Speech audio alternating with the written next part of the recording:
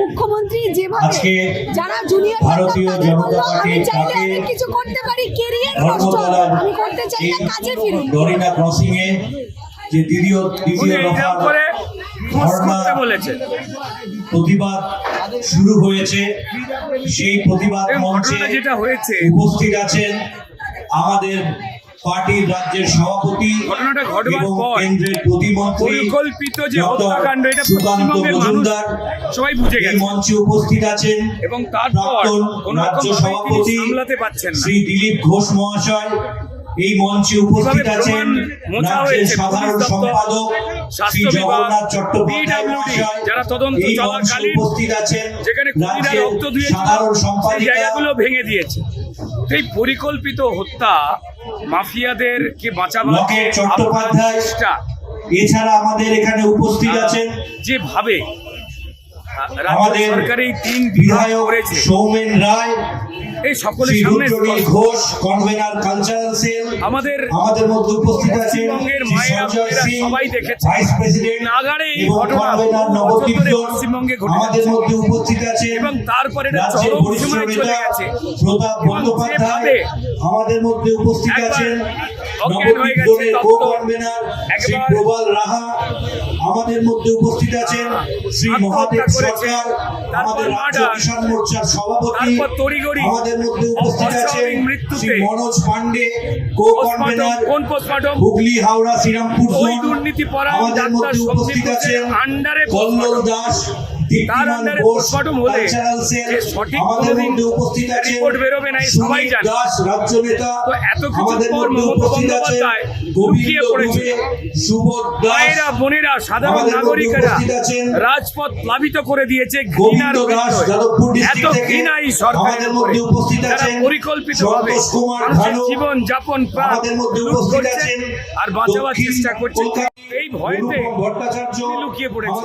উপস্থিত আছেন ছাত্রদের নবান্ন অভিযান, সেখানে গার্জেনরা গেছে। আজকের এই ধর্ণা মঞ্চ বানচাল করার জন্য অস্ত্র নিয়ে যায় রাজ্য সরকারের তাদের উপরে পুলিশ জল কামান টিয়ার গ্যাস করেছিল। আমরা প্রতিবাদ এবং করলাম, বারবার আমাদেরকে মানুষের লড়াই করার জন্য হাইকোর্টের দ্বারস্থ হতে হচ্ছে এবং হাইকোর্ট এবারও কলকাতা পুলিশ এবং মমতা বন্দ্যোপাধ্যায়ের মুখে ঝামা ঘষে দিয়েছেন এবং মানুষের প্রতিবাদের এই সভাকে এগিয়ে নিয়ে যাওয়ার কথা বলেছেন। এবার এই সভায় বক্তব্য রাখবেন বিধায়ক শ্রী শঙ্কর ঘোষ, যিনি আমাদের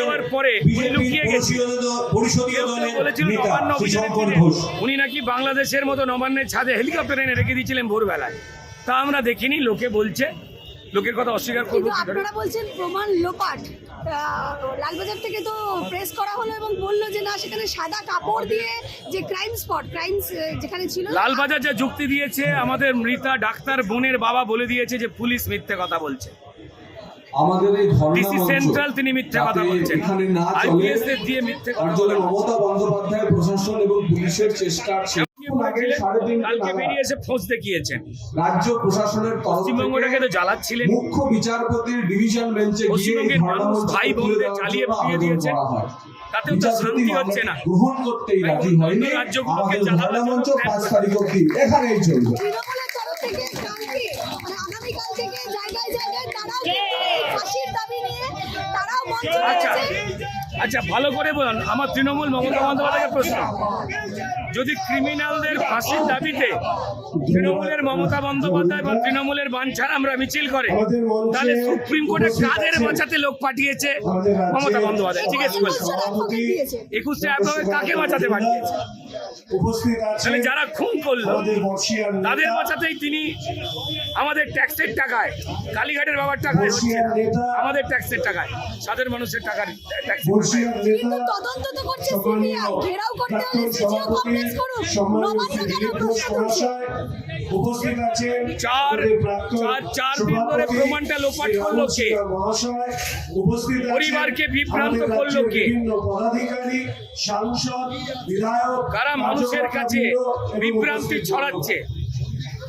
আমি পশ্চিমে জাস্টিস তো হয় তথ্য প্রমাণ দিয়ে, ব্যক্তি প্রমাণ দিয়ে। ব্যক্তি আছে, ব্যক্তিগুলো খোঁজা হচ্ছে, কলার আইডি খোঁজা হচ্ছে। ইতিমধ্যে আমাদের শীর্ষ কিন্তু এভিডেন্সের জায়গা বাথরুম যেখানে খুনিরা রক্ত দিয়েছিল সেটাই পিডব্লিউডি ভেঙে দিল। আমরা ভিডিও দেখেছি যেদিন ঘটনা ঘটেছে বাবা মাকে হাটে ঘাটে দেখতে না দিয়ে রাস্তায় বাজারে এই কিংবা বিভিন্ন সন্দীপ ঘোষের মধ্যে দিয়ে মানুষের কাছে ক্রিমিনালের তুলে যারা ধরা হচ্ছে।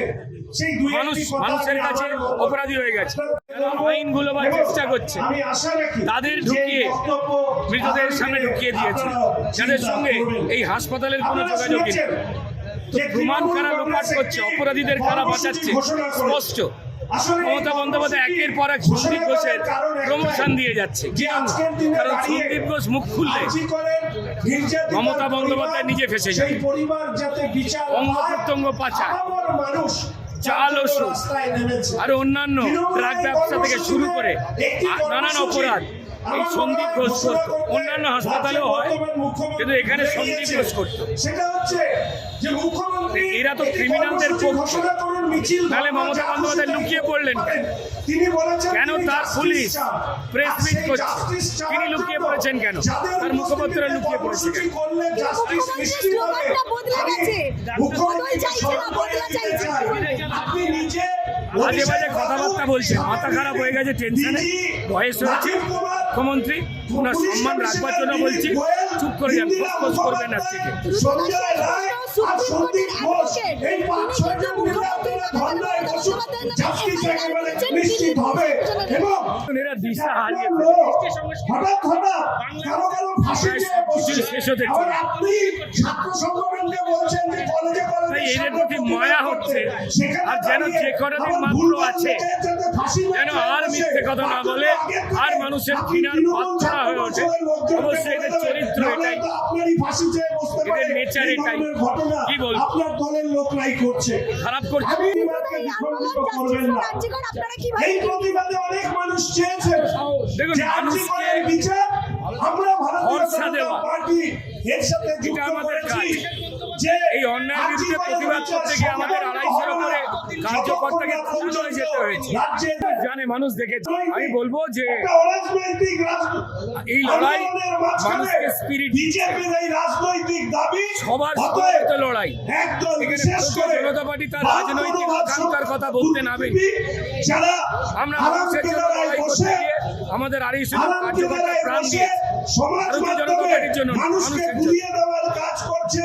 তাই তাদের আমরা উদ্দেশ্যে যেটা শুধু বলছিলাম এইটুকু সেটা বলি, মানুষ আজকে পুরো বিশ্বাস যে করেছেন বলে মানুষ সাহস যারা নিয়ে নেমেছে। আর্থিক তারা বিচারের জানেন প্রশ্ন তাদের তুলেছে, পাশে, সাধারণ সেই জনগণের পাশে মানুষের মধ্যে তৃণমূল যারা যতই ভয় দেখান না কেন, একথা বলছে, ভারতীয় জনতা তা পার্টির বলছেন কার্যকর্তারা না আছে, যে তারা জানেন, তারা আর্থিক নিরপেক্ষ দলের মানুষ। অপরাধকে তবু তারা জানেন আমরা আছি। করবার চেষ্টা এইটুকুই কারা অনেক। করেছে, সবাইকে একসঙ্গে লড়তে এই হবে, প্রশ্ন যারা ঝান্ডা নিয়ে করছেন না, বা ঝান্ডা ছাড়া। আসলে একে গদি ত্যাগ করাতেই হবে, নবান্ন থেকে ছুঁড়ে ফেলতেই হবে।